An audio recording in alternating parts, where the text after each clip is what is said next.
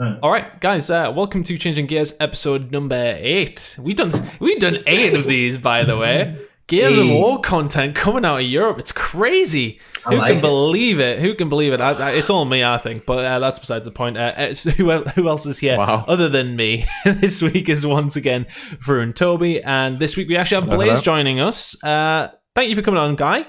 I'm happy to be here. Happy to Damn right you are. You were nearly an hour late. You were nearly an hour late, but we'll... Almost, you know what I'm saying? And the reason being is because I had to look on Google what GMT time was compared to PST, and that almost screwed us, but we here today. We good now. But plenty to talk about. Obviously, mostly we're going to be talking about the Pro League. We'll start with Europe because, I mean, there's 3 Europeans here, so it makes sense. This week's results, me and Frew, we were both there, of course, casting the games.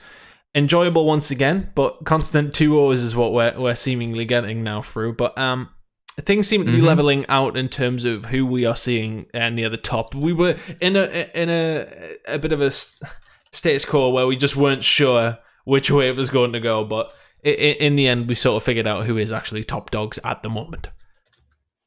Yeah, that's it, right? EU's finance coming in once again, cleaning up house. Nothing new here. We can go home.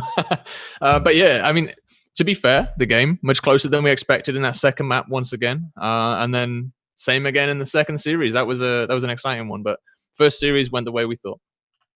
Yeah, definitely. Yeah, EU's finest, man. Those boys, after week 1, they got their butts kicked, and then now it's like they're back at it, and they're back to their main form from what we see.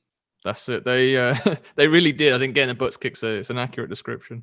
Yeah, and it was a surprise. They're looking a lot better. Yeah, they are looking a lot better now, and I think that was like the kick up the arse they needed. To be honest with you, I think it was one of those things where maybe they went in a little bit too. I don't want to say like confident and cocky, but maybe just not. Well, confident and cocky isn't a bad way to describe it. It's not like they wasn't dominating the competition every single event, throughout Gears 4, Yeah, I think it's fair that they went with that, but then obviously after having a bad week number 1, it might not be because of that. They might have just had a bad week, and we know that rated R with the way that they play can sometimes catch teams off guard, especially in week number 1. But I think it's one of these things where that hasn't happened as much, obviously, in the past 2 weeks, and I would like to bet, I think we had this conversation through that, we thought if they were to play each other again this week, then obviously things would be very different. Toby, I'm not too sure how much of the games you got to catch the other night, but what did you think of EU's finest performance? I think the scoreline says it all. What did you say, Chris? You said return to normalizing, I think, in terms of return the to normalizing. I don't know if I said that. I'm better with words than I usually. Maybe. Anyway, the point still stands. I think EU's finest now, they've had a bit of a kick up the arse. They realize, hey, if we want to keep this name of EU's finest, we need to start acting like it again. And a straight 2-0. Mind you, 7-6 last map. I mean, it wasn't just a complete, 7-0-7-0 stomp. And they had to clutch up as well. That was the thing. It wasn't just a case of like, they won 7-6, but they won the rounds like fairly convincingly. Like, there was a couple of moments where they really actually had to go off. I mean, Hydron through the smoke, the 3 kills that he found is the standout. There was the moment where it was a really close round and they found a two shot with a boom through the smoke as well. Smoke seemingly being the catalyst to their victories, apparently. But yeah, there was a couple of hairy moments where we could have seen the last map. I think Obey Alliance will be disappointed in their map 1 performance, maybe not on map number 2. I said that went 7-6, so it's one of those you'd be disappointed in the fact you lost at 7-6, but the fact that you're pushing them is probably it's a nice feeling for Obey, at least you would think. Yeah, it's good on that second map. I mean, they'd be happy with that, right? And I'm sure Obey will be kicking themselves. They could have taken it to that third map, and that was a EU's finest pick as well on Asylum. But this is the thing with EU's finest. You expect them to get these 2-0 victories commonly enough and comfortably enough to where if they do slip up on some rounds or play a bit more casually, as we've known Optic Gaming to be in the past, that they kind of have a bit of a buffer to ensure they can still cruise through and get that important victory of the match in the end. And honestly, looking at how they've played, I think they should be able to continue this performance. They should be able to now start separating themselves from the pack, because that's something they haven't done just yet, or at least when they started in this Pro League. And I'm sure that'll be their main goal going forward. I'm gonna give it. I'm gonna need like 2 more weeks to really decide if they can actually separate themselves from the pack. because I saw so many good things out of the other 3 teams in this division, and I'm happy. I thought our damage may end up falling by the wayside and be the worst team in this division, but it's so close, right? It's just 2-1, 2-1, 1-2, and 1-2, and we know that our Rated R and Obey can both be EU's finest. Our damage would be, kind of a toss-up on that.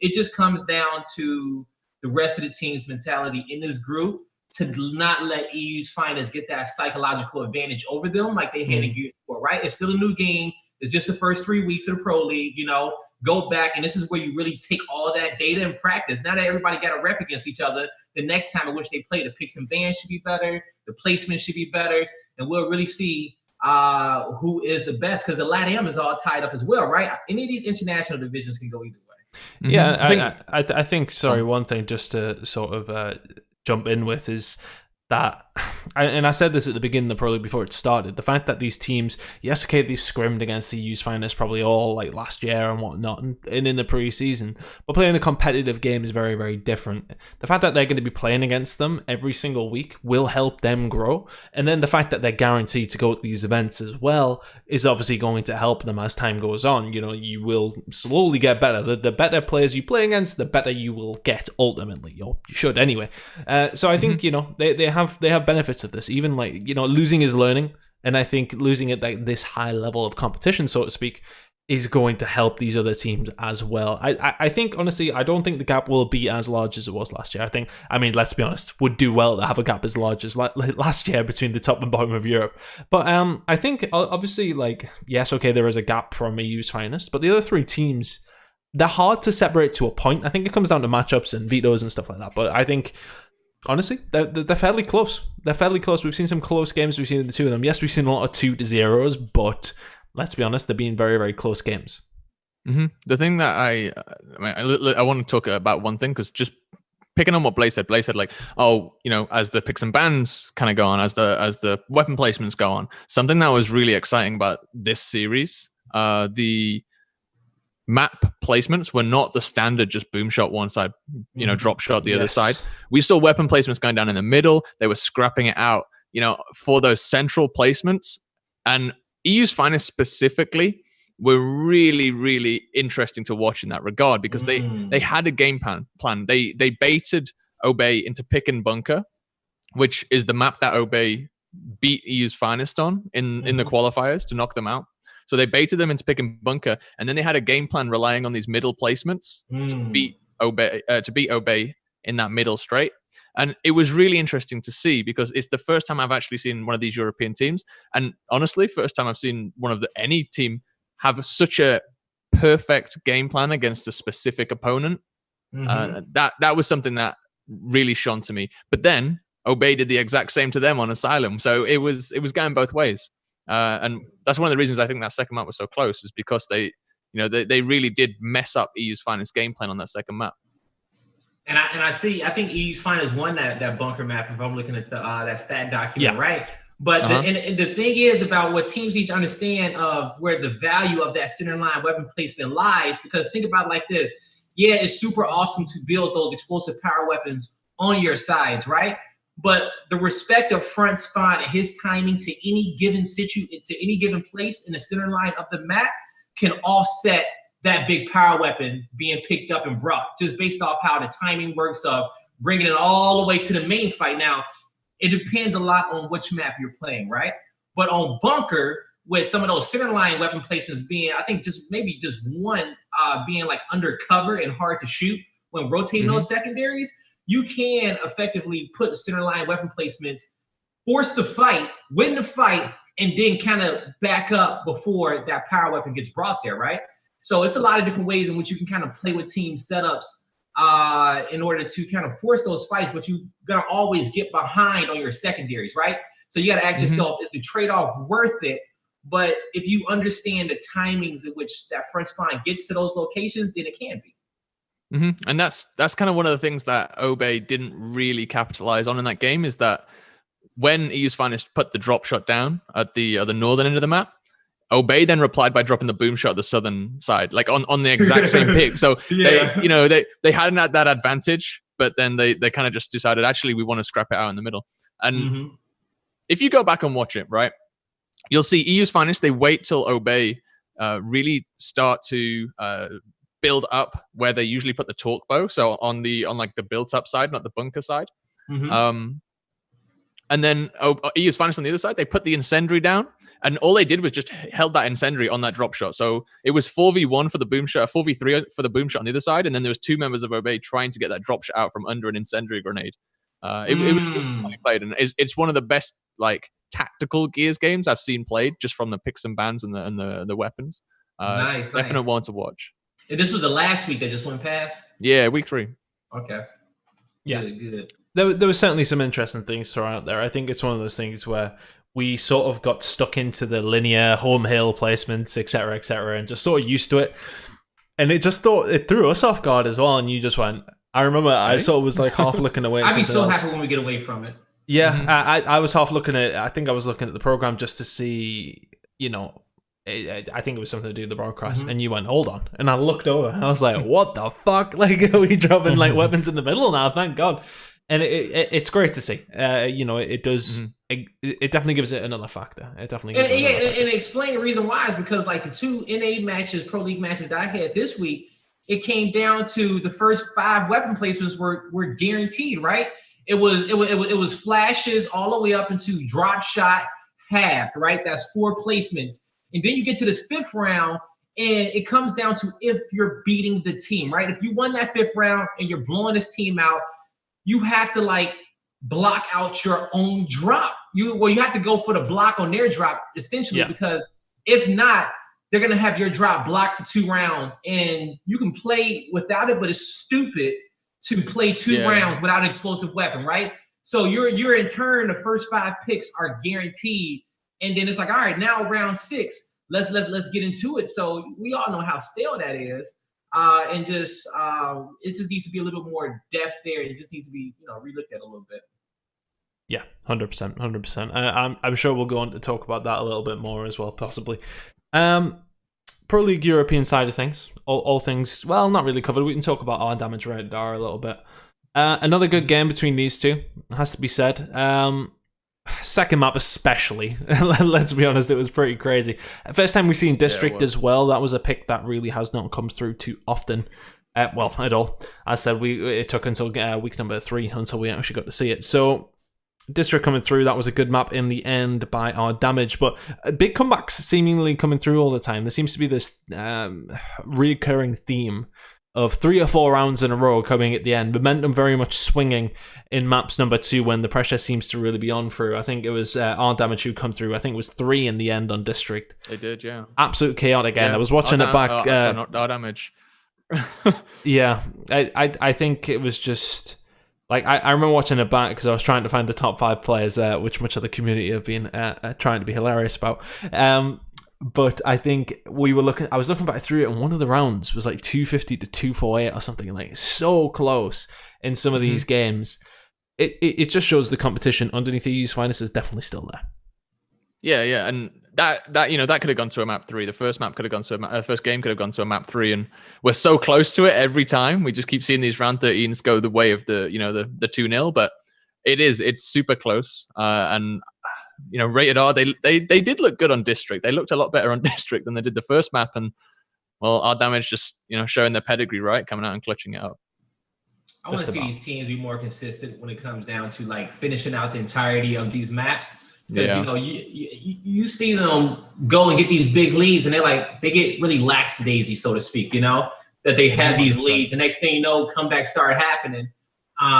They just need to really keep their focus from round number 1 to round 13 if they end up going a distance.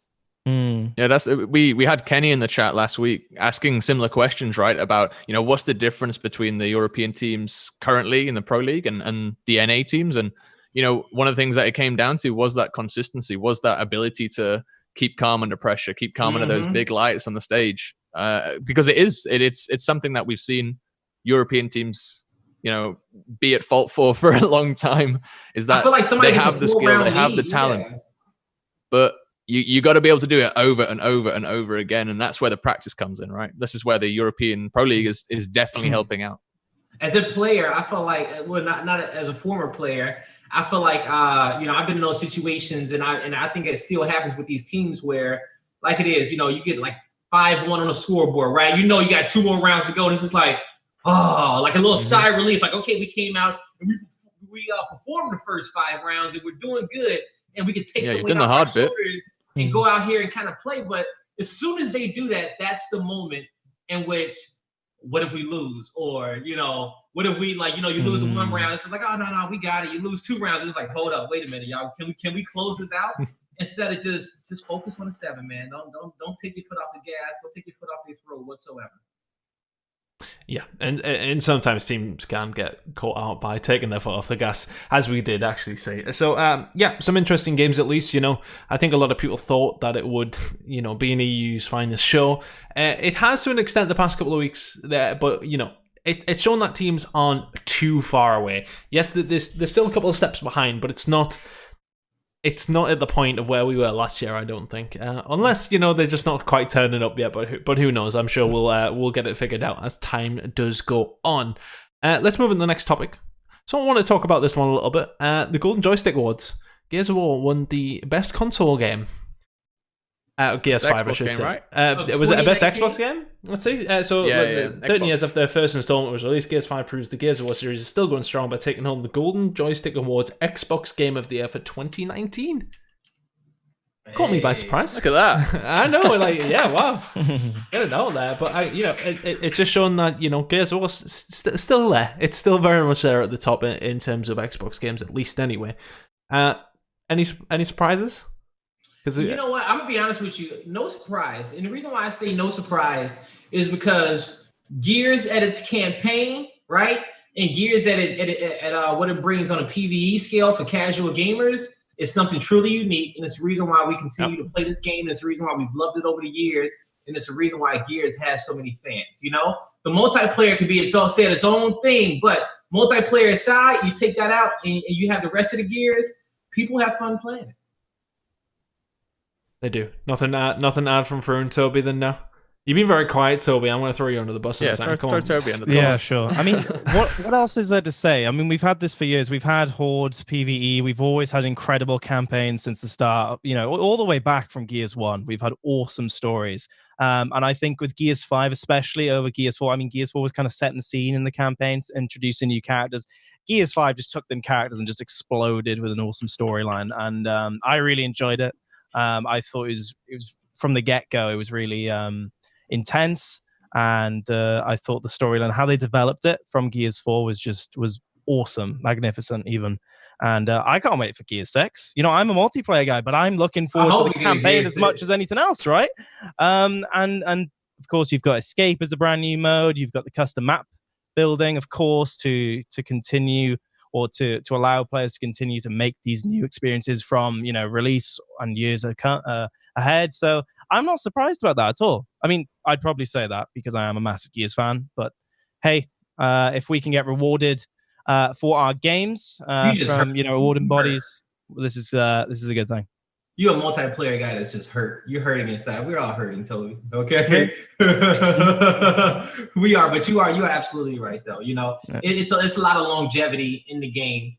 That they're adding a lot of those features in the game to make sure that it can stand on its own going forward. And I'm happy for it because worst case scenario, as the Gears community, Gears fan, I've watched us get. We've been wiped out like twice and reborn twice as a community, right? As long as we got the tools to survive on our own, we're going to survive on our own at some point, When it's all said and done, it could be 10, 20 years down the line. Gears has no support. As long as we got those tools in the game, somebody will be running some tournaments, all right? So. And you'll still be there when you're 55 years old or some shit, guy. I have no doubt. If I can be, I will be. I have no problems with that at all. Let's delve a little bit more into the European side of things in terms of statistics, because we did discuss them last week. Very extensive document that we have here, of course. Not for public knowledge quite yet, but we have plenty of stats from the past few weeks. A couple of things have changed now, Frew. Last week we were looking at the top eliminations across the board, and it was all Orbe Alliance in the top 3. Yeah, now, it was. Saki was leading the way out there, right? Yeah, Saki was well and truly leading the way. Now he's in 3rd. Hey, he's still leading on deaths. He's still leading on deaths. How many eliminations did he have? He had last week. I 92, I think it was. No, it would have been 100. No, it was more. That was week 1, right? So after hold on, I'll have a look because I can have a look. So we got the weekly tracker now. Yeah, after week 1 he had 75. After week 2, in week 2 he got 94. So he would have 75, 94, 969. After week 3, he has went up to, and I don't want to throw him under the bus here, but in week 3 he only got 45. So I think we can sort of play this on a level playing field now because everyone's played each other. So we're sort of at a point where we can say these are definitive. Yep. Everybody's played each other. It's not just a case of certain teams playing certain teams. I got the top eliminations for North American over here too. I was going to let you know. Yeah, how many is it after 3 games? So after the 3, our total, the most elims so far, Lava 287. Mental 281. And how many games have they played? 3 games, or they played more than 3 games? They played three games. We've done 3 just weeks, 1 week still, yeah. They've had a lot of game 3s though, right? Yeah, especially for that major one, right? So Lava at 287, Mental 281, Mortify is 280, Explosives is 279, and Exclusives is 263. All right, okay. So I think looking at ours now, it is actually Strikers at the top. He wasn't actually like setting the world on fire in weeks number 1 and number 2, but he had a very good game against Rated R by the looks of things. Sitting at the top by only 3 with 217 over 3 games, but of course he's only played 6 maps, so that sets him on an average of 36 per game. But we've seen the averages drop a lot from what they were. I know that Saki was at like 45 per game. He was in his 40s, yeah. Yeah, it was a big stats. But that's dropped down now. He's still sitting in the top 3 at 35.67, but 36 on average for Strikers. Crazy though for me. Current KDA of 3.5. The guy doesn't die. He's rocking the show. So good. He doesn't die. That's the huge thing, right?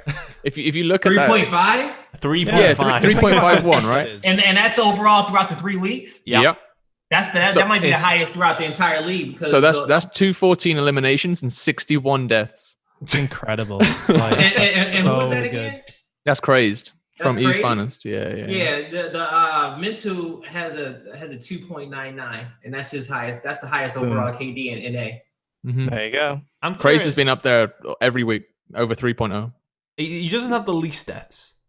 He doesn't say the least deaths. I think the least deaths is actually Krim, but he's the second least deaths and the second highest kills. Yeah. That's wild. That is pretty dope, and that's a craze performance, right? Oh yeah, and I'm happy for him, and that's what you expect out of him. And he got the right pieces around him.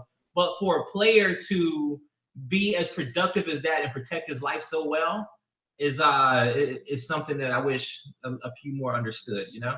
Because I'm looking at this right here, and I'm looking at the total death counts, and this probably is something to be said about the amount of matches that Mazer has played so far. Yeah. But Exclusive and Morty are the top 2 in the highest death counts, with Exclusives in 163, Mortifies is in 148, right? But they're also in the top 4 when it comes down to eliminations as well, both of them. So to me, looking at that number, these motherfuckers in a fight every single round. They're spawning up and they're first in there. They're getting kills and they're making something happen. And I technically don't even take that necessarily as a negative stat in a sense, because they are leading their division. You know what I'm saying? So I'm gonna see if we can get I'm gonna see if we can get engagements put in there just so it totals it all up. I know obviously it's easy to just put 2 and 2 together, but so we can have it as stat as like highest engagements, because I think that's a big thing to note as well. Is like who's getting sticky, like who's getting in there, like. And I mean, look, you gotta give it to Saki, like plenty of kills, but plenty of this still. But so how are you gauging engagements? Engagements by eliminations and deaths. So you're engaging in a kill at some point, whether it be your own or somebody else's. Okay. So a total engagements, that sort of thing. I want to sort of try. I want to possibly get that one added if we can. But I think it would be an important one to potentially have. But yeah, the craze above and beyond everybody else. Behind him is Crimson's was 2.84. Phelps, well, actually, yeah, that's just something. Yeah, EU's finest top 5 KDAs right now. So I mean, that's just, and that's all above 2.2. Considering they lost a game as well, 2-0, where they got slapped about. Yeah, but to be fair, they didn't have a lot of deaths in that game. Right, that's the one thing we took away from it, is that they got slaughtered, but kills wise, there was nothing really going on. It was rated R winning the first fight and just triple capping out straight away. That's all that happened. Yeah. Strange games. Who got the most eliminations in a map for you guys? In one map? Yeah, do you guys have that one? We should have. Saki had 60. Yeah, he had 61 in one map. 60, yeah. Yeah. He might we be high. might be able to find that somewhere. Yeah, we can. For NA, it's been Fran against NRG with 57 eliminations and Lava against Gods with 57. But I do know recently Toddy got 60. Toddy got 58 against NRG on Exhibit as well. So he had that one. I think that's one of the praises, right, of eliminations, how we don't, have kills anymore on the stats board. Is it has a bigger... I think that'll change. It shows that it just shows as a whole the level of activity of a player, not just, their crucial kills and where they finish off kills. I mean, which I'm cool with. There's pros, there's cons, to switch from kills to elimination. I would say that my cons of it is just real quickly, it's just that the fact that I just want to specifically highlight a player for his supporting, right? And his position and the damage in which he's outputting. And so you like both? Fragging, the more right? the better. And a player who's fragging, right? Because those are two completely different play styles, and they're two different roles, and they need to be praised individually for each. Yeah, I agree. What stats do you think we? Sorry, I'll quickly say this. What stats do you think we would need for that? Is it like a damage and kills? And so that's assists, damage done, and kills and deaths. All right, so those you just okay. Yep, assists, damage done, kills, and deaths. Because technically, a good support player can have 5 kills, 20 assists, the most damage on the map. You know what I'm saying? And then he can also have the least deaths as well. Yeah. Yeah. So it's all about kill participation at the moment with eliminations, of course. But I think as time goes on, it would be nice to have. I think having kills and damage would sort of like at least we'll touch back on like COD last year. Guy for us is like we would see somebody with like only so many kills, but then loads of damage, and it was sort of like say, wow, he was obviously doing a lot of damage, but not quite finishing the kills, etc., etc. So I think that would be something good to have. Assists in there as well would be fantastic. But the last time we really had that respect out there was like Gears 1 and Gears 2. It was just that you were able to look at the scoreboard and you saw the one guy, like you'll see like high distortion there with the 20 kill, with the 1 kill and all those downs, but his points is just dominating the top, and you're just like, that was fucking impressive. What you just did right there, like how you just shut down the map and how you made sure that everybody was weak when they came out that spawn was just awesome. That's the definition of pressure in Gears. Matt Adrenaline said in the chat, limbs make everybody look like a Slayer. Yeah, to a point. I think. I think the fact that you see so many of EU's finest at the top of the KDA shows how good their like team shot is. That sort of thing. I think that's a better stat, right? I think it's a good. It's good. It has its good points and bad points because I think he's right in the respect of like if somebody's just getting like a couple of shots in there, yes, okay, it's helping their team get the elimination, but are they really like at the top of the elimination, so to speak? So I get that. We need our roles defined. Yeah, well, that's it. So I think a couple of changes here and there would definitely help that be understood a little bit better. I don't hate it, I don't love it, but I think it's all right. I think as long as everybody understands how it's actually come about, like how there is so many eliminations, then it's fine. But go on for eventually we'll get there with the highest kills. Well, you look. Oh yeah, that's what I was looking. What are you throwing to me for? But Take it I away. will say something. I will throw it is that I will take the mic and just say that one thing that I miss is that back in execution, everybody had these roles in a team. Well, the roles of each team, you had your IGL, your support player, your 1v1 guy, your sniper on your team. Even who's the best with the torque bow and the boom, your best fragger, right? All of those were very valuable, and they were all like these players were given praise for being good at them. Now so much is always happening at one given time. The guy who makes the 6 knife shot, or who throws a sick nade in a given moment, or who wins his 1v1 based off the win conditions in that present moment and everything is happening. We never see it. They don't hold as much weight, and they don't get as much love, right? But players put so much pride in being known for these good things, and they played a huge advantage because people were purposely picking maps like now because they knew that their sniper will guarantee them a win, right? They were purposely picking War Machine because they knew their 1v1 player up top can control the map and they can dominate it, and so on and so forth.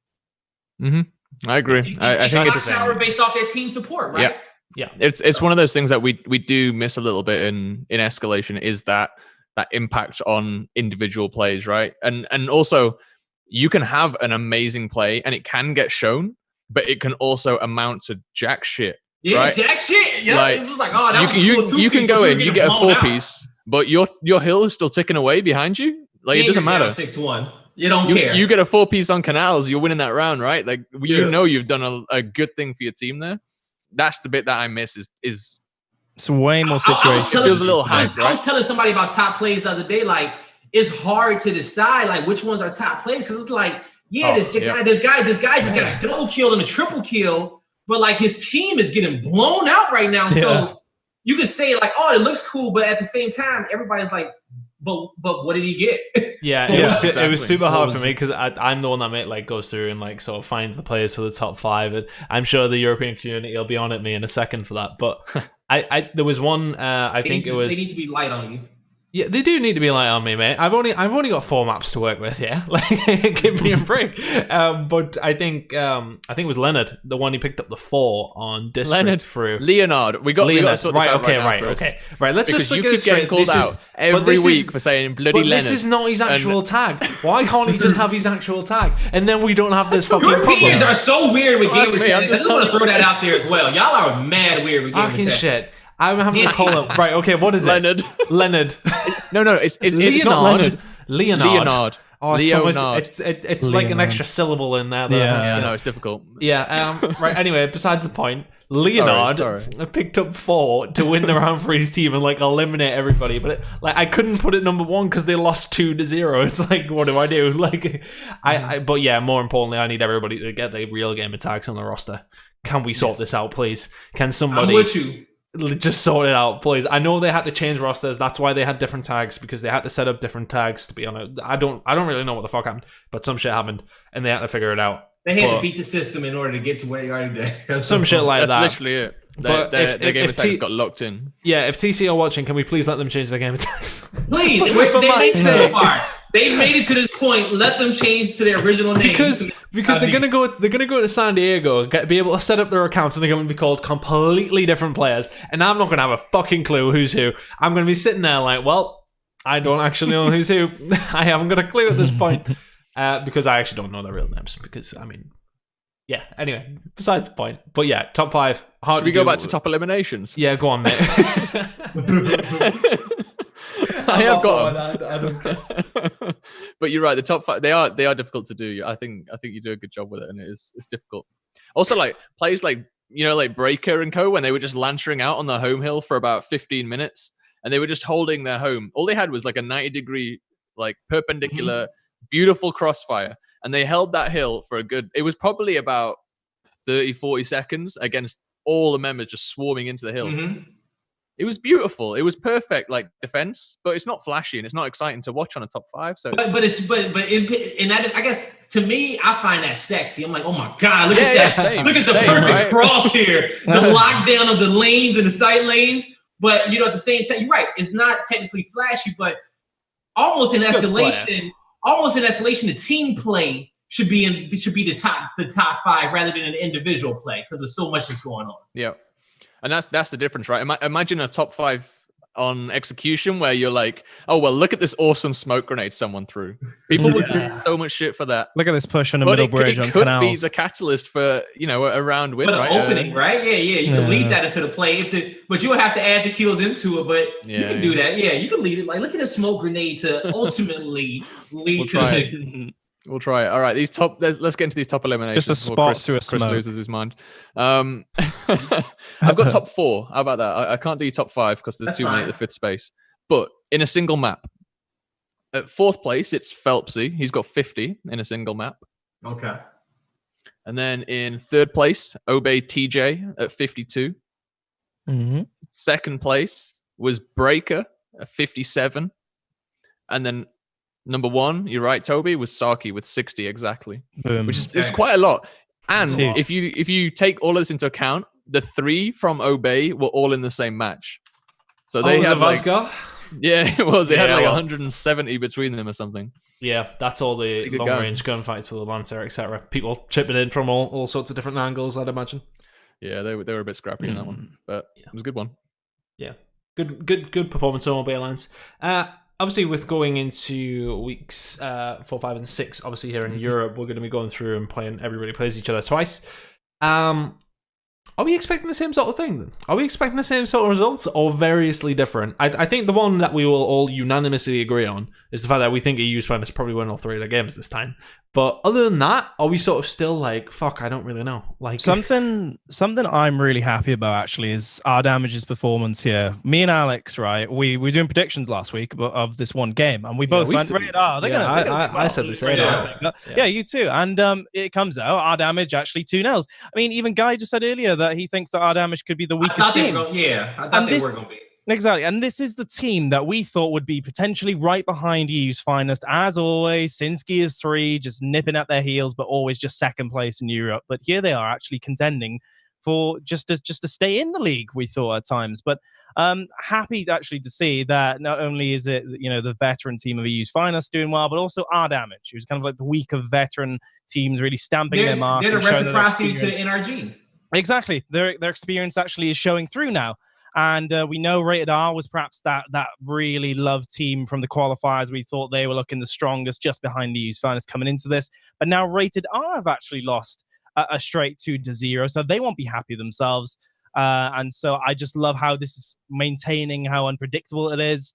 Like we said, I think EU's Finest might continue on with good form now and start to edge, perhaps, if they keep as consistent as they are. But you'd love to see these fights with our Damage, Rated R, Obey, and of course, me, soft spot for our Damage. I love to see them come back. You got a soft spot for everybody. When the qualifiers won, you were like, you know what?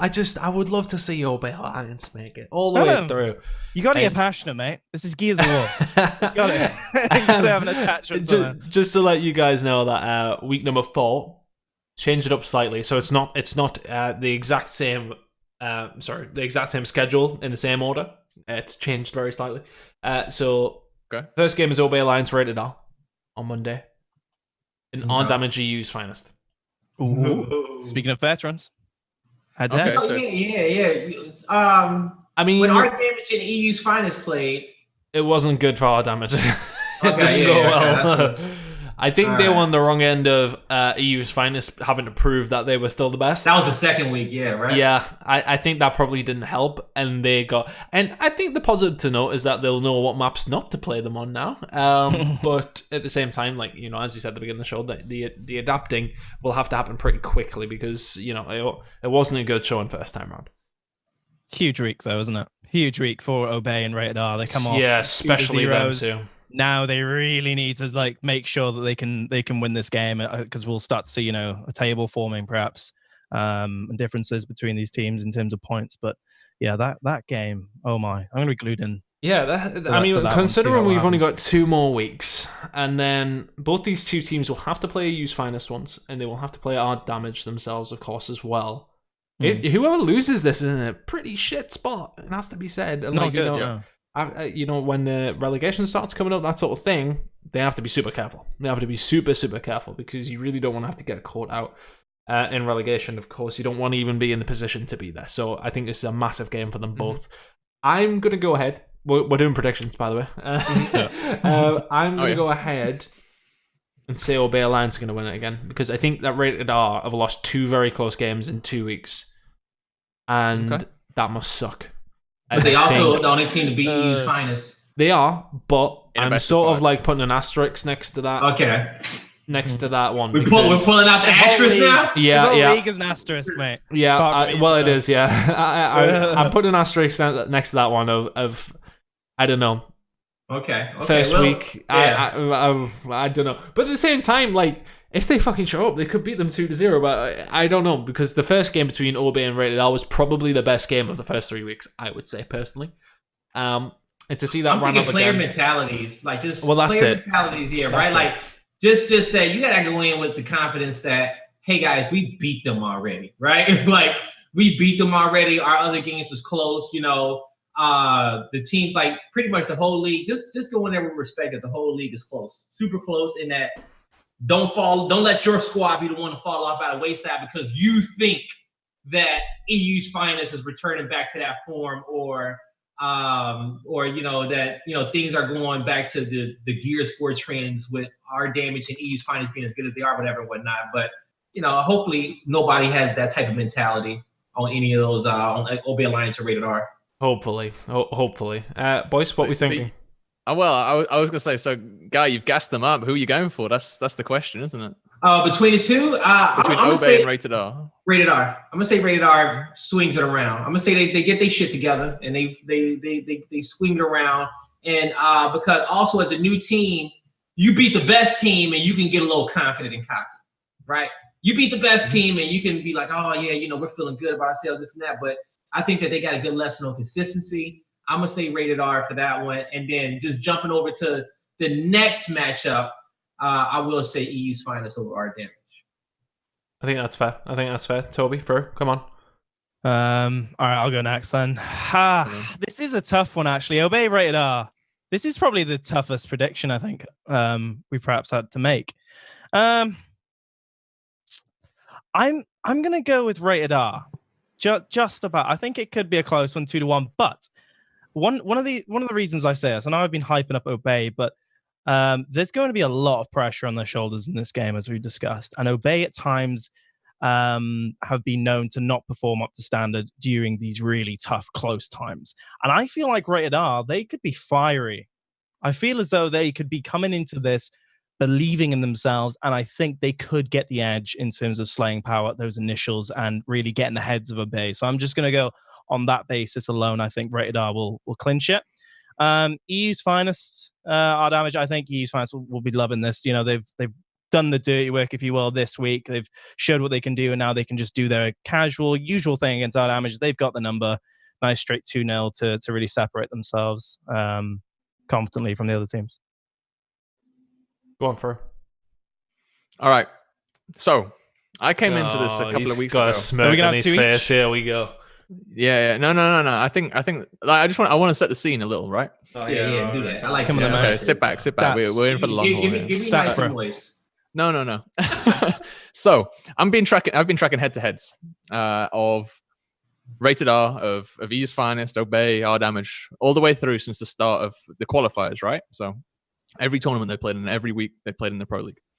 When we first started doing these bloody predictions, Rated R were 4-1 up against Obey, and they were 4-0 up against our damage. All right? I always sided with the team that had won the most so far, because, they've won the most maps. They seem like the logical pick. That's the easy thing to do. Yeah, exactly. Well, this is what I'm saying, right? It's now 4-3 in Rated R's favor over Obey in terms of maps. I think Obey have looked better recently. I think Rated R have been falling off recently, so I'm going to go Obey in the first map. I think that might be our first game 3 of the Pro League, though. I will put that out there. Okay. Yeah, please. I like that. I think the second match, EU's finest are going to slaughter our damage. Yeah. And they're not going to look back. Perhaps the easiest prediction. So far. But let me say something to our damage. If y'all listening, that match is the time in which you take all respect. It's been the time for the last 5 years, though. You take the crown. You win that match, you take the crown of Europe and you hold that throughout San Diego for a week. It's huge. No, because that would be the last time that they play EU's finest until, like, you know what I'm saying? They just have to play the other two. They could go. Yeah, you're right. They could beat everyone else, and they could beat everyone else. You can beat EU's finest, you can get a huge advantage, especially with the EU's finest having later to Rated R. That match is so important for our damage, and then they can really just control the tempo for the next few weeks, because technically if you beat them and you go into that number 1 spot, you should have confidence in the other teams in which you guys have beat, right? Mm-hmm. And so our damage needs to understand how important that match is. They need to prepare for it, and they need to go out there and show us that, hey, we have grown in the off season, and it's not going to be the same trend as years ago. We ain't going to let these fucking dudes kick our ass all the fucking time, all right? Like, grab your nuts and step up and go fight them. I don't see it happening, but I think to make it happen, they have to throw something different. That we are just they can throw Cougars at him, maybe. Well, yeah, I know, but it depends. It depends how he plays. He's hit and miss for me, but I agree. I think. Oh, Cougars? Yeah, he's hit and well, miss. He's the really new guy good. in the squad, right? Yeah, I just think he gave him it all in Gears 4, and he was up there. Yeah. But like you look at Obey the week just gone. They got their pick on Bunker. And they got I don't know, they didn't get slaughtered, but they got beat pretty convincingly, let's be honest. And then they go over to EU's finest, pick on Asylum, and they throw a bit of a curveball with the mid-weapon placement, and then suddenly, I mean, didn't hit the fan, but it was a really close game. It could have went either way. I think people need to throw something different at EU's finest. Not like, I've seen it so many times, it's like you're going in against a team who are dominant, look really good, and you're just like, oh, well, we're just going to play our own game. It doesn't fucking work. Do something different. Try and put something else out there, because I've seen it time and time again, not just in Gears and other games, where people just sit back, play their own game. Sometimes you need to actually just do something different to try and beat them. Throw something different at them. Drop something fucking ridiculous somewhere and just try a different strat, because on a level of like just playing Gears, they are not going to be beaten in Europe, I don't think. I think when it comes down to the essential, I mean, okay, yes, they got beat off rated on week number 1. I said I'm putting an asterisk next to that one, because I don't think it's, I don't know, week number 1, one of those things. Mm-hmm. But I just think that the way that they play Gears, and especially last week against Obey, they just choked them out of that game at times, where it was like, 2-cap, you ain't moving. Like, they could not get anywhere near them. And even when they could, they would just retake. I think, when that mid-drop came through on Asylum, that's when we seen them. I don't want to say it got weaker, but they got to the point of where it was like, all right, okay, well, now we have to actually play for this. And I seen some Twitter conversations to say that, they were maybe allowing them to get a hold of that drop shot. They were allowing Obey to get a hold of the drop shot up top mid-bridge. Maybe a little bit too easy, that sort of thing. So EU's finest will adapt from that as well. But we've seen where there is a potential sort of chink in the armor, possibly. And it might not necessarily just be the mid-weapon drop. It could just be something different. So if I'm all damage, I'm throwing something different. I'm risking it, because let's be honest, you got absolutely shagged the last game against them. So do something different map. No, don't play Exhibit again, and then just see what happens. It's a way to counter that too, and I think the way to counter that is if you recognize this is why the weapon play. This is why NA teams always mirror each other's placement, right? So if EU is going to, if EU's finest is going to be setting placements down middle map, make sure that you are building the proper secondary weapons, right? Like, don't go too far in your tree. Let them build it. Let them build it and make sure you got the utility around it. Because then EU's finest is going to learn very quickly why the first 5 weapon placements are usually equal in A, right? And we've seen that happen to a point in some of the games where it was like, I think, I can't remember the specific matchup, but one team was coming in with like a Marxer, or it was a great. Either way, somebody had an advantage at one of the home hills, Alex. I'm not too sure if you can remember who it was. I think it actually might have been EU's finest, and they had the boom for quite some time before. Well, I can't remember exactly, but it was like, but that's how it works, isn't it? Both teams had the shot grenade, right? And we saw Obey. They blocked out the shot grenade whilst EU's finest were building up a boom shot. So they had 3 rounds, right, where they could have actually made the difference, but they ended up losing 2 of those rounds. So like they were the rounds that if they'd have won, they would have taken them through to that 3rd map. And they had the right idea, because they were just shutting down the route in and blocking the shot, which would have stopped their route in, right? That was it. It was on Asylum, yeah. Yeah, it made sense, but they just didn't win the round. So they were getting priority on drop shot because they had the shock. They didn't. It made sense in a way, but it's execution as well. So I think my idea in theory is great, but at the end of the day, I want all Gears teams to understand this, and I'm always double back to it, okay? And this is something that all amateur teams need to make sure they understand, and all pro teams need to make sure that they master. At the most basic fundamentals, you should always be playing. Understand at the man-on-man advantage when you just matching up, one-on-one across the board. Everybody has a player in which they're responsible for. You take that matchup and then you compare which weapons you have on the map and your opponent don't. If you have anything extra, you do in that given moment have an advantage. Now, how you use that advantage at that present moment is always on you. But I don't think teams always come back to making sure that everybody knows who their guy is, and that's always going to be the person who is in the same spawn slot as you. That player, 2 and 3 can kind of vary, but that player, for the most part, you have to keep an eye on him. And the rounds in which you don't see him, that's the first red flag that they doing something weird. Let me give my teammates, that early call out so we can make the switch up. But I just think teams just kind of just smash at each other every single round off the initial. And whatever happens after that. and they always do a great job of being reactive. You know what I'm saying? I don't think they have that much depth off that initial to understand. And I could be wrong, but that's just how I feel about it when I watch these guys play. It can be that way sometimes. It can be that way. Let's move on from theorizing of how to be DQ's finest. Let's move into a conversation we had last week. I think we were talking about the polls that Ryan Node Zero put out last week, Guy. And we just sort of want to touch on some of your thoughts behind some of what you can say anyway, of course. So the main one that we did want to concentrate on was the one that he put up, was saying, after some discussions and thoughts, we would like some feedback, again non-binding. Which version of Escalation would be better overall? As it is, as in first to 7, or best of 9, which is first to 5, with boom and drop only on the center line. That's a theory that's coming out of the coalition. What do we think?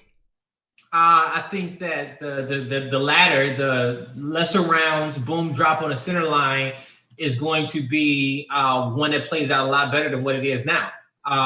Reason being is because I feel like Escalation is currently too long, especially when it comes down to audience attention, players' attention, when it comes down to the hype factor. We talked about how so many plays now are just watered down because of the win conditions of any given current map, where that but like we've rarely ever seen great comebacks like that, right? And we see a lot of blowouts, we see huge skill gaps as well. So the longer rounds need to definitely come down. When it comes down to the explosive weapons on the secondaries versus the center line, one of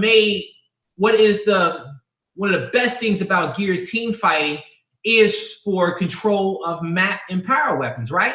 And that comes down to teams coming out their spawns and having these creative team fights along the center line of the map for these advantages. And so, for those advantages. And so, and that's something that we don't get a lot now with our top competition, because you see the double booms and the double drops now. They come out to fight, but it's like, all right, who's gonna shoot first? Let me bait you to start the fight so I can have the last weapon in the fight and ultimately win it, right?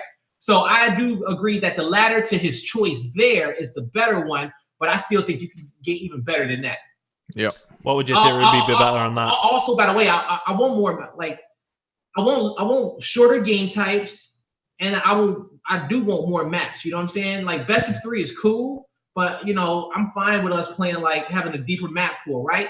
I want more maps to have their own individuality, because teams used to pick maps based off the weapons that were on those given maps and based off their team strengths, right? That's something that happened a lot, and we don't get that no more. But with the weapon placement, I guess the theory is that they can pick whatever map they want and build it out how they want, right? Yeah. But we're seeing, based off map design, there's only one way to play all these maps, right? The way that it's kind of set up. My question there would be, do you think that's the map, though, or is that the fact that we have a lack of weapons to choose from, right? No, I think there is one route. Yeah, it's not the map. It's not the rap. It's the weapon placement. I think that's the root of it, because that's kind of what we got to, right? Is when we were discussing this last week, was that, okay, yes, we would like more maps for sure. I think that's a given, right? You ask anyone and we don't have enough maps. But I think Tunn may agree with me on this one, is that for me, the maps do feel like they've got their own personality to a degree, right? There are similarities. Training Grounds and Icebound, for example, very, very similar. But you look at Training Grounds versus Vascar, and those are Vascar is very different from that is your that's your clock tower versus your canals, right? Like that's your difference there, right? Vascar is a special child that I don't know we need to take care of. Like, Vascar is an interesting one. But we've seen teams here prefer it, right? Like there are teams here that prefer it, and teams that hate Icebound, hate Asylum. So I want to say that the maps are half complete. I feel like, in that by giving the map their specific weapons that best suit that map, you make the map complete. 100%. You make that map special. You give the map more weight. I agree, and that's the thing that's missing for me from that conversation on that poll is, what is the actual underlying reason that we are seeing these matches develop so very similar, right? And that similarity every single game is what does help compound it being a little bit boring to watch. Is that we do see the same picks every single time. You give teams options to play their style, to play with weapons they love, it already becomes a lot more interesting, even on the same map. Yeah, like say for like we'll use we can say bunker if like the top bunker is that focal point. You have a big heavy power weapon there all the time, and then you put nades down low or some support weapons down low. You're gonna start seeing. Check this out. You're gonna start seeing teams do smart things like rotating frag grenades, like plays of frag grenades, rotating them over to utilize that in a strategic way to get the big power weapon, right? Shit. You start seeing like these in-depth smart plays coming out. The thing is that you gotta help these like. It's with the weapon placement being as it is. There's always one best play. And now, and that's double boom and double drop is the best play. You're crazy sometimes if you stray away from it. People only stray away from it if they feel like they can beat their team. If they like have that much confidence in which they can beat their opponents, they'll try something new like that. But we rarely see in pressure matches for money, teams take risks like deviating away from weapon placements. To try something new for the first time. That's where the boom and drop. Sorry, Tubbs, gone. Yeah, sure. This is what I'm going to say about the poll. Yeah, it's got its criticisms. What it does nail on the head is that it's got the round count and the weapons in the same thing, because this is important, right? This is something we forget. The length of escalation, the first to 7, that is kind of based on this idea that the major esports should have these longer maps, should be more like your League of Legends, Counter-Strike. And those are games where if you look at the economy of that game, whether it's, you're getting gold in League of Legends or MOBAs, of course, MOBAs aren't shooters. They are different in many, many ways. But CS economy, that requires more rounds to develop these strategies. And I think if we have first to 5, every single weapon placement matters much more. And when you do have a significant weapon placement, a huge change of strategy, you have that unorthodox placement, that dictates map count rather than just round count, rather than just the odd round. In Gears 4, from the very start, we saw even the very top teams with the most risky strategies when it comes to placements. You'd see initially we'll have a block here and there. We'll have a simple placement of supports, more support weapons like incendiaries rather than just a straight boom shot. Why? Well, just because in Gears of War, these initials, they're important, and a team can simply decide, hey, that initial didn't go our way. We lost the round because of it, but we feel as though we can go back in with a change of position of player and actually win and continue this a round streak potentially that way, rather than wanting to shift the whole map up straight away by throwing a wild snipe on the other side of the map and changing everyone's opening strats. I think first to 5 is crucial not only for the match length, but also because of the weapon placements and perhaps there not being as much depth as we'd really like to really differentiate teams and as Alex says all the time, give character and individuality to these different teams. Agreed. I think it comes down to the fact that we need to see some sort of change. Let's move on to the next potential topic. Hold up, I like this shit. All right, go on. Hold on. Oh no, I was staying in the same sort of area, but go on. Yeah. Hold on. I just want to say that because the thing is I think that by having a weapon placement as it is, you're always going to get a set strategy for every single map, right? I think it's going to be something that the players find out that it's this very is the linear. Best way to, it's going to be something that the players find out that is better, and they're going to keep running it. Now with lesser rounds, hopefully you can say with lesser rounds that they get the notion to say, hey, you know what? Let's get the boom early so then we can place around it, right? And do stuff that way. But I think the thing is that we need to understand is that when we talk about audience and we talk about new viewers, us having trends for those maps for them is something that's super important, I think, when it comes down to understanding how these rounds are playing out, for them to feel like experts and for them to feel like they have a better understanding of Gears of War and wanting to play Gears of War, right? Even if they did kind of master that weapon placement out just a little bit more, I still want it to be where the team fight still kind of has one focal point for the maps, right, on shorter rounds.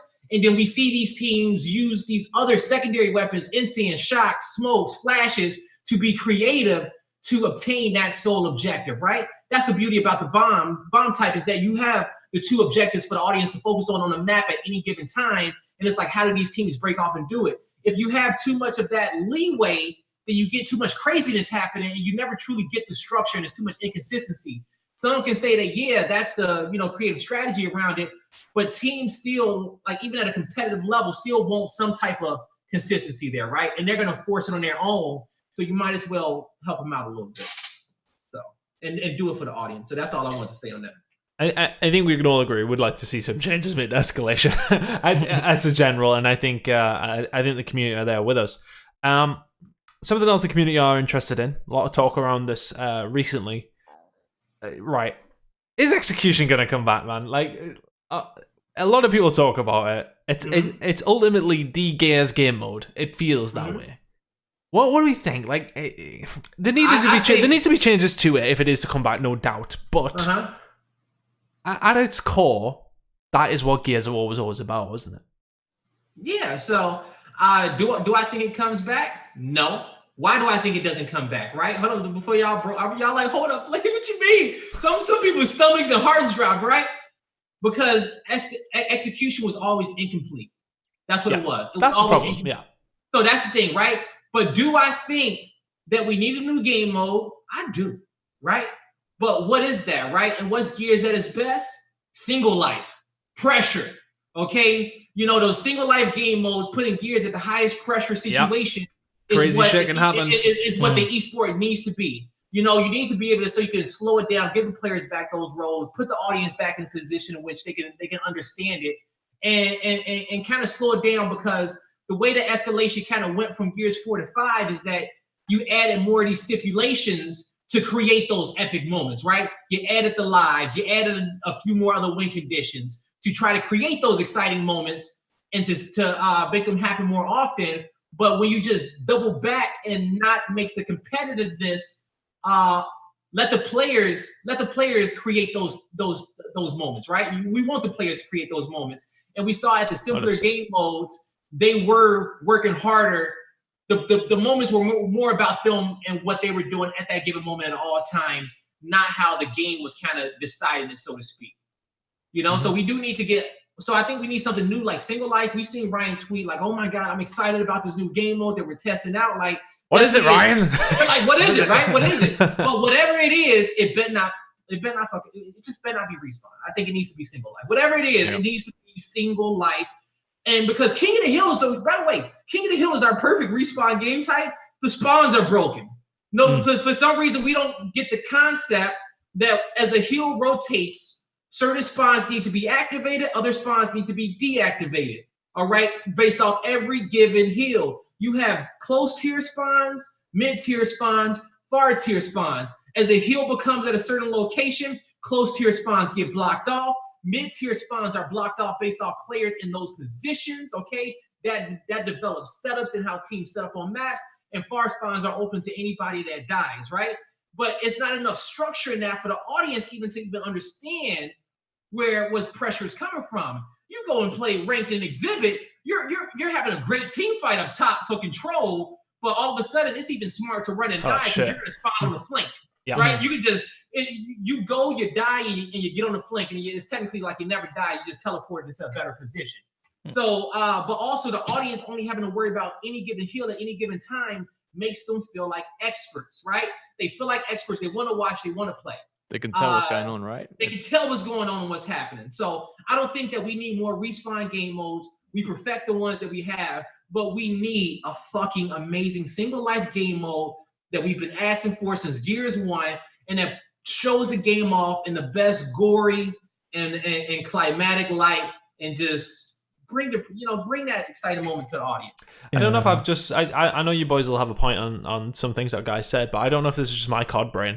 What about something like S&D? Like I don't care if it's like the same as like COD or CS, that sort of shit. It's like third person. Yeah, I suppose. Yeah, there are ways to go around it though. We discussed this in so much detail, like battle royale. Like you got like a krill coming in and chopping off parts of the map, and forcing people to move. Just imagine that at canals really quickly. Mm-hmm. If you have krill coming in from behind on both sides, you eliminate immediately the end bridges. Okay, now we're on high side. Okay, continues on. Now we're on junction, and boom! All of a sudden, it's a team fight on middle bridge. With the power weapons that you have.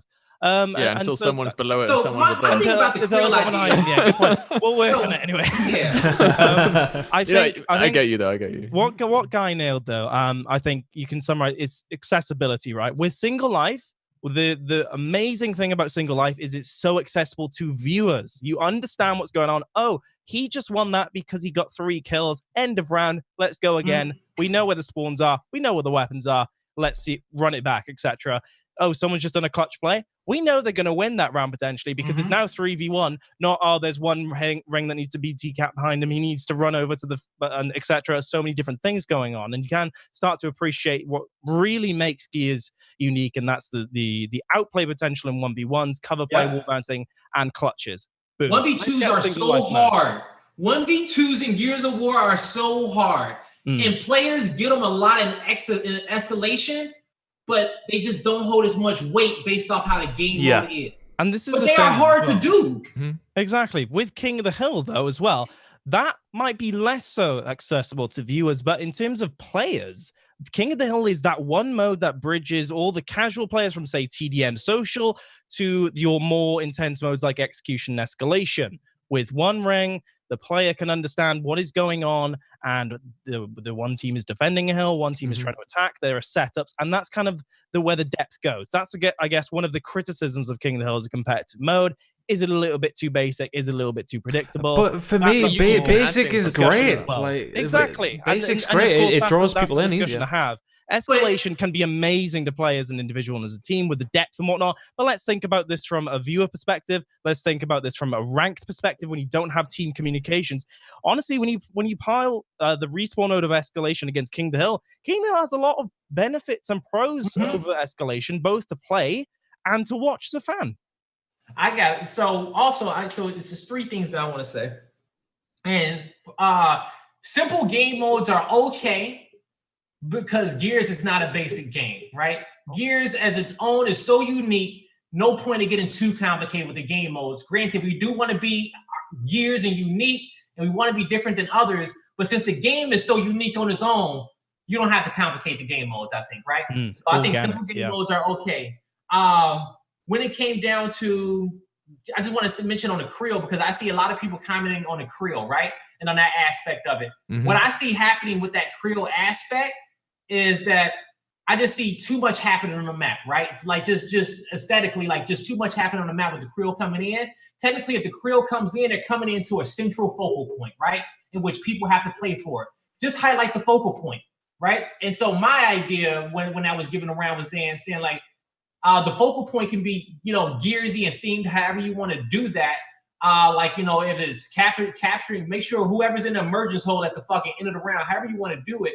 But the thing is that you just want something to draw people out of hiding into a location. And I don't think that you have to change the entire map and change what's happening on the map as far as like, because I just imagine the blues, like gases and zones coming in, and you just seeing all this blue around the map as it's coming down to the point. I don't think that you just need to do that. How do you so rather than push people in, like suck people in?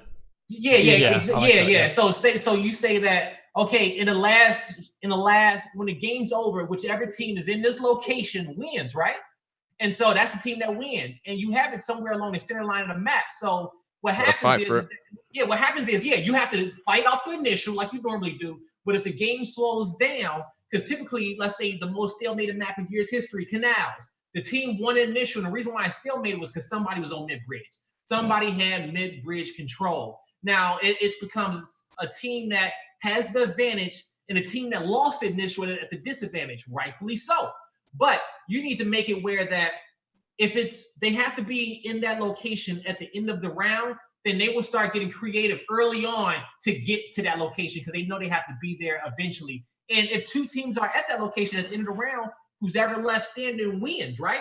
And then you get these crazy moments where it may come down to a final 1v1 stalemate that one of you guys got to win and y'all can't step outside the zone or the other guy is going to win. So you're forced to fight in this area until one final victor comes out. It's simple ways to do it like that. So that's the only reason why I want to say about the Korea and have that central location point. And my last one was that the lone game types being compared to other esports that's on PC, from the League of Legends to the CS to Dota, those 45-minute best-of-3 single elimination game types in those given moments, I think that counts. And even going to 5v5, right? I feel like that's all COD, Gears, and hopefully not Halo, that all those guys we're seeing that the PC major esports are doing it. Let's join them and do it as well, right? But that I think people who made those decisions across the board of console esports as a whole was never competing, was never competing for 4v4 for so many years, and understood how the camaraderie, the comms, the culture of console gaming, all of that. I don't think they played any of that in a factor. Yeah, you got to look at the draw of it, right? I mean, the draw of those 45-minute, games of League of Legends is that it's a story throughout the game. You start as this, very underpowered champion, and your whole team is working your way up to be that beast of a big team fight potential. And that's the draw of that, right? That's the 45 minutes of scene. Can that team make their way, all the way through, and 45 minutes later be the best team on the Rift, right? That's the draw, is following that story. In Gears, in COD, the draw is not that. The draw is, oh my God, these players are fucking insane. Can we watch them go off? Can they go off? Are they better than the other team individually as a team? Like, it's that constant clash. That's the draw from Gears, and that's the bit I think you're making the point of, right, Guy? Is that there are different draws for different types of games, and for Gears, the draw is not that 45-minute long drawn-out story, because we don't have that. It's the players, man. It's the fights. It's Gears being a hard game. We want to see these guys fight. We want to see them get creative, but we want the engagements. That's it. The engagements are that fucking cool. Okay, where from the power weapons to the team fights, it's that fucking cool. And it's how do we highlight that the most, right? And escalation was, it was like, all right, let's put King of the Hill, execution together, take the best things about both of them, and have an objective to play for, right? But then at that point, shit just got too complicated. Yep. It took away from what made Gears sweet. It took away from the I'm just gonna go to the chat quickly. I like what Hopes is saying about Gao tried that with Overrun. I don't think that failed, honestly. No, I think that was a bloody solid game mode. It was just in the wrong Gears game. Overrun for new viewers. Oh yeah, Overrun. So Overrun was your cog versus your locust, but you were playing as actual figures within that within that faction. So you were playing as the Corpser, the Berserker, the Wretch, right? You were going in as these locusts that you fought against. And honestly, as an objective, it was a tiered based objective game mode. It was a good game mode. It was just in judgment, so it never got any traction. Exactly. Defense. MOBA qualities. I don't think it's Gears Esports, right? I wouldn't say, okay, let's put it in as map 3, right? But what I would say is that on its own, it stands as its own. It was a good game mode. On its own, it had its own weight. What they're doing in the new Call of Duty is putting Prop Hunt as map number 5 in all CDL games. Yeah, they're doing that's what it'll be like doing it. It can last longer. Infection in Halo as well. Imagine fight with swords and but imagine the viewers that would get. Imagine like competitive shit like that. Just throwing stuff in would be crazy. Flying around. But I think that there's still a huge conversation to be had. I think that everybody in the Gears community is fully on board with what we've all said, that solo life game mode is the life and breadth of what Gears of War was, what Gears of War is. Simple. Simple. First game I played on Xbox, and it was Gears of War, and I played Execution all the time. I was shocking at it, and you know what? I kept playing because it was just when you did some crazy shit, then you were like, whew, that's that is what Gears of War is to me at its core, what it was back in the day. And I know everyone goes probably sees it with rose tinted glasses, etc., but that is what Gears of War was brought up on, and that's what we feel as if it has to go back to. That's true. The history lesson of it all is that it happened in Gears 3. Leading up into this point, the players were so we grew up being so tired of stalemates and playing 2-hour matches, right? Especially when it came down to money, that good teams figured out how to win, right? And prevent stalemates. Good teams naturally, after millions of rounds, they learn how to be aggressive off the initial, how to control map control, how to use power weapons to avoid stalemates at all costs and secure their team around, in which they worked hard for early on, right? And so it's a lot of data there. Then Gears 3, Hype 2 comes, Epic goes and starts building Fortnite, doing their own thing. Gears loses its support. All our players that was there for the last 4 or 5 years, whatever, probably 6 years, all gone. Right? All gone. All that knowledge, those players, most of them stop playing. You get some people like Fran who kind of stay behind, start leading the pack with top teams, right? Start bringing up that next generation. But for the most part, and then his team, most of Fred's teams are the only ones, right, who kind of still have that traditional play style that Gears, kind of used to have.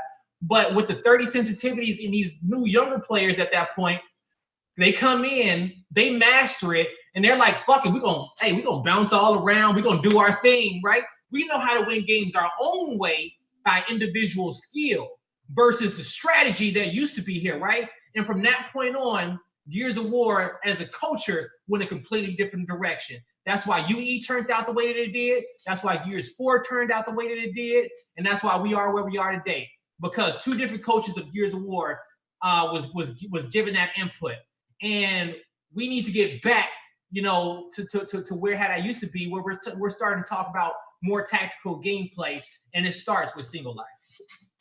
Okay, I think it's I think it's completely everyone's in agreement here. Let's go with questions from the chat now, because I'm conscious that we've been live for about an hour and 10. Longest episode by far, by the way. A guy comes in here and we were just talking shit. And I love the rants on Gears. Oh man, no, it's what makes the best content. We're quite happy to do it. Right, let's just jump to the chat. First one from Hopes. Do you think an attack and defend type mode would work? So I think he's meaning like a round by round, you attack, you defend sort of thing. SMD. I do think it could work in the style of what Guy was mentioning about, perhaps there is an emergence hole. Perhaps, the defending team gets to place an emergence hole on their side of the map at some point, and they have to defend that from the other team. Then you switch rounds, the other team places it where they want to defend it, that kind of thing. Maybe. It's a lot of shit to go on. Like, we know this works. I mean, we know this works. I think that's a possibility. Whether or not it's the best choice, probably not. The reason why is the power weapons. The thing is about attack and defense modes is that you need to make sure that the defending points are not center line, because you cannot take away the fights for power weapons, right? Mm-hmm. And so there is there is something that needs to be decided, that when the defending team fights for power weapons, and how far do they sit back to defend those points, right? Because based off where the defending locations are, they shouldn't technically leave that area, but they need to go fight for those points, right? So based off where they are, because I always think Gears as a football field. Okay, you got your 50-point yard, you got your side that you're defending, both sides, right? So where those power weapons are, you could arguably say that maybe power weapons are, on maybe offensive teams should have a better chance of getting power weapons, right? Or the heels are closer. I don't know, but it can work out. I think we know. Yeah, that's the thing, right? Is that if you get to make that decision as a choice for your team, is that do we go all the way out and fight for those power weapons, lose the fight, and then lose the ring, or do we sit back and try and defend? And there's a lot of questions. You gotta fight for a boom, no matter what Gears game mode you play. I was going to say, we know historically that this will work to some extent, because we've had maps that force a team on one side to play very aggressive and another team to play passive. Some maps just aren't 50-50. Let's look at Field Depot, for example, when we had the boom shot in the middle. We had one team get into the front doors quickly, and typically you wouldn't see that team contest for that. And so, in essence, you kind of have attack and defend. One team is going to be aggressive, get that boom shot being further up that 50 yard line or whatever, or the center line of the map. Toby, take it back to the halfway line, pal. Anyway, helipad as well. Helipad as well, of course, was crucial. One team would try and take control of that if they didn't have boom shot. So we know it can work. Of course, Field Depot had its criticisms. Old Town, for example, had height advantage on one side, not on the other. But it really does come down to how the game mode is designed and maps. It's kind of what I loved about on that. Field Depot what made Field Depot special is just the fact that it was a great locust pick. It was a great locust pick for the 5-map series, right? It had a strategic pick along with 5-map series when you did your pick and bans. And that really what it was. And then you also, by having the two snipers, the one team that was kind of at a disadvantage had a way to kind of get back into the round. But if you had good bad, like that's the thing about Field Depot. It was having a good and bad side forced teams to be creative on bad side strategies. We saw some great ones. If you were great at getting super wide at helipad and forcing that team out the back and getting your sniper position there, right? Locking off that front door, flooding through the back and having a fuck fest right on top of that boom shot that was super chaotic with flanks coming through the front door. You had to be creative to be good at that map and to win it. And we saw teams do that. And that made them some of the best teams out there, right? And they took that same initiative onto other maps. But that goes back to the previous topic of us just saying that, giving those maps their own individuality. And also, like it's like now we still picking factions, and we know everybody picking COG, right? You just like one team picked the map, the other one's taking COG. But like the factions don't hold enough weight because of how symmetrical the maps are, right? Good point, so but that's where right hand and left hand always came into play. When it came, so right hand, left hand gave certain sides of advantages as well too. When you're building out a map, you got to think about that. Mm-hmm. And I'm trying to think of. There's plenty of maps out there where right hand dominated the pick in which you got, and the reason why you pick faction. So good luck. I mean, Clock Tower was a big one as well up top. Clock Tower, yeah. I mean, it's most maps, isn't it? Mm-hmm. Yeah. So right hand is a big factor on the factions and where you play it, and that needs to be put into map design. But also, not having each side as symmetrical, for the strategies. So. Yeah. Okay. So I think we sort of answer the question is that we do think it will work. It's sort of our take on probably something like how a single life mode would probably work. Yeah, we're fully on board with that. Okay, let's move on. Strafe has asked, he's putting you on the spot here, guy. Yeah, what percentage chance does Blaze think there is of us seeing a game mode beside escalation for the Gears 5 esports scene? It's a hard one because with a percentage. What I will say to preface guys' answer is that they can't just introduce it in the middle of a season or just before an event. There has to be time. So if there is going to be anything, I don't think it happens until after Mexico. Yeah, I think that we're lucky in how our season is structured from 4 quarters, right? Yeah. At the end of every single quarter, I think big updates and changes can happen to the game, right? But then also at the same time, there's some player integrity about how much you really change about the league and how much value does the previous tournaments hold, right? Mm-hmm. But I think that based off the state in which we're in, I think professional players can come together into an agreement on something like that for something that's better down the line. You know what I'm saying? Yeah. For something that's better down the line. And so with that being said, I think the community speaks loudly, right? And they've been speaking loudly since the game came out. And this is one of those situations where community is going to get what community wants, right? I feel like if we ain't nobody playing, right? So I think that with this title, everybody has speaking loudly about what they need. And I think that, based off how San Diego viewership is and how that's going, something new needs to happen, right? And they we've seen the tweets of a new game mode coming out. So I think that it is a better chance than Gears 4 that we do definitely get a new game type out there. Now, as far as where that fits in the esport, who knows? Okay. And I got my somebody's doors, right? Yeah, my maintenance man just ringing my doorbell. I didn't answer their call because I was busy. And then they're out there ringing it away. And so, but like, we're just gonna finish this up and then I'll deal with him.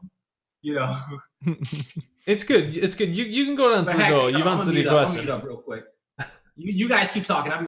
Yeah. No, imagine though, imagine a different game mode per quarter.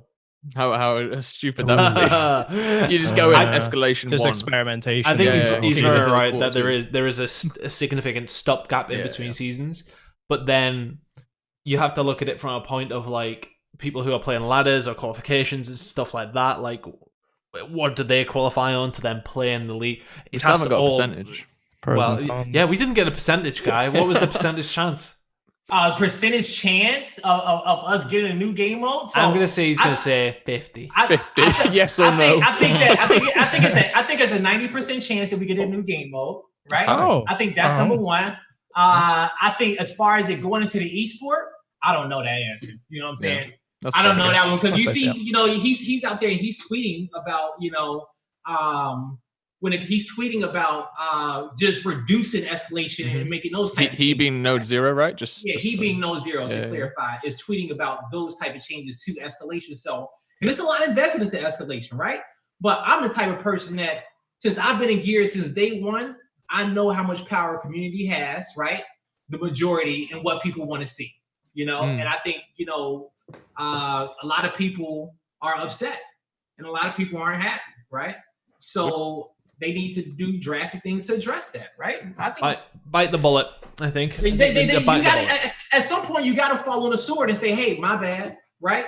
My bad. We're gonna double back and do this." You know, I feel like they've been great with communication lately.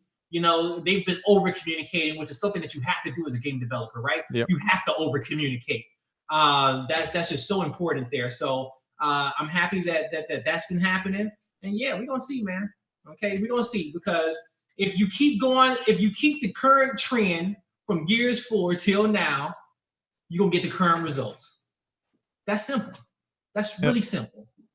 You need to do something drastic, right? Even if it's just to shut people up, right? Like at some point, you got to give people what they've been asking for the last 10 years to shut them up. If not, they're gonna be in your DMs to the day that they die. Like, you also, remember they never gave us that single life game mode, right? Yeah. They never fixed execution for the last 20 years. You give them that though. They're gonna give you your money as well, right? Like that's the return. Is that there's a lot of sense in appealing to the community, right? Is you will pull that money in. People will be less forgiving about store being. I'm still upset. It took a tweet from Nick Merckx to get execution put into the game. I'm gonna hold it up. I ain't said that one publicly, but I say that kind of upset me because the game did launch with the game mode that kept it alive for how long, right? Yeah. And then you go off and you say that, oh, the data, nobody was playing it. You switched the game to 5v5 and still gave it no objective. Of course, it's not going to play out the same as the 4v4 game mode. And also, you got to look at what they were pushing in previous games as well, right? They brought TDM in, right? That just ate up the user base. We said it last week. I said it last week. It's the worst thing to happen to Gears is to bring TDM into Gears. That was Gears 3. That was a bad move. Gears was Gears 3 was a good game, but they fucked it up by bringing TDM in. And they never mastered TDM. Yeah, people pulled people away from execution, and that's why now those stats show that execution is lower than TDM. Of course, it is. Players got forced into TDM. Why did everybody go play TDM instead of everything else? It's the same reason why people playing King of the Hill rather than everything else. You think about the games when it comes down, it's the standard, right? It's like everybody knows how to play them. They know what they are. They've seen them in every single game. It's easy to understand. Hence why everybody goes to them. Hence, it's like a Kabam game type. Everybody gets it. Everybody will watch it. The common viewer will hop in there and say, oh, man, what's this? It looks interesting. I get what's happening. Now, let me break down everything else for myself. You can't do that with these crazy new game types. It takes them a while to understand that. But, like, you got 20, let's say you got a minute, and I think that's a lot to make a first impression on a new viewer. Mm-hmm. First impressions are everything. It truly is.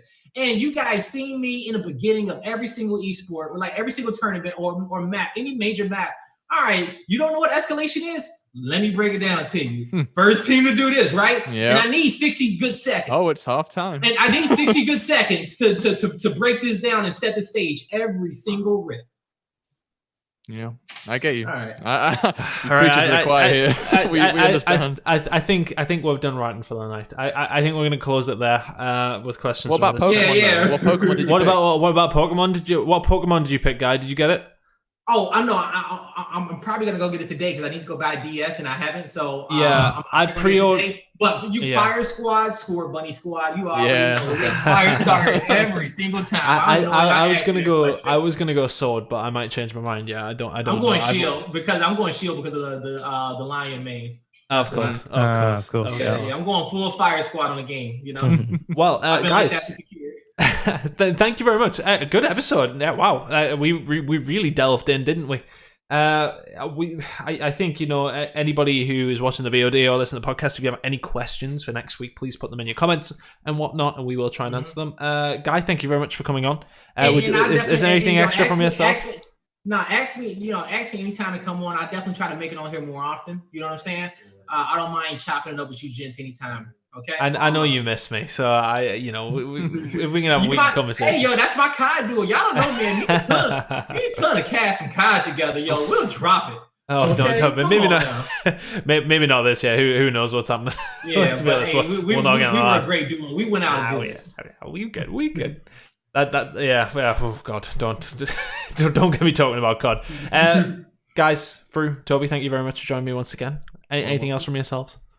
No, it's a good show. Definitely a good show. One of the longest we've had, and I think it was probably one of the grittiest we had as well. Yeah. Interesting to see if any of us ever get hired again. But I feel like it was constructive. It was constructive. But no, I will say just to kind of mention on that point, because some people are like scared to speak out too much, right? Because they feel like, oh man, things that happen if we say too much. There is a way to speak and be constructive, right? I think that throughout Gears of War 4, still be respectful, right? But I just think that sometimes, just people get to a point where it's just like, all right, something's got to give, right? Yeah. Something's got to give. It's you can speak optimistically about something, right, and be constructive about it without being super disrespectful about it and calling people out. It is what it is in the position in which we in, right? And people got to follow their swords and they got to own up to their mistakes and they got to give people the reasons, because that's the industry in which we're in. Especially even as us too, as well as like journalists and cashiers and stuff. Like we have to do the audience right. We got to speak to them truthfully and honestly, right? But we also got to respect our clients as well. So it's a great balance between there. But it is what it is. You know what I'm saying? And we shouldn't have to, and don't ever feel like you have to look over your shoulder on stuff like that, because you ain't seeing nothing new. Yeah, you're very, very right. I think we were fair in our criticisms, to be fair. But we'll cut it. We'll cut it there. Then thank you to everybody who was in the chat. Very active chat today. Thank you to everybody who was jumping in. A fair amount of viewers as well. So happy with that. Make sure you do follow the channel. We'll be live next week after the Pro League. It's gonna be Thursday or Friday nights. Toby, you look like you want to say something. I'm trying to point to the follow button. I forget what it is these days. That's what I was hyped. I mean, this is a great episode. I just feel like I need to just get my little last little something just to. There's a bell up there. I thought you were going, please, I have one more point. But no, we'll end it there, irrelevant of Toby interrupting me. But thank you very much, guys, for watching. Pro League's back on Sunday nights for you guys, Guy. And we're back on Monday. So make sure you do tune into that. How long we'll be playing Escalation, who knows? But we will indeed be playing Escalation through this week, of course, and throughout the rest of the season. Please do catch it at live.gearsofwar.com all weekend long, pretty much. We will see you guys there, and then we will see you guys next week on the next episode of Changing Gears. Thank you. See you night. Goodbye. Bye-bye.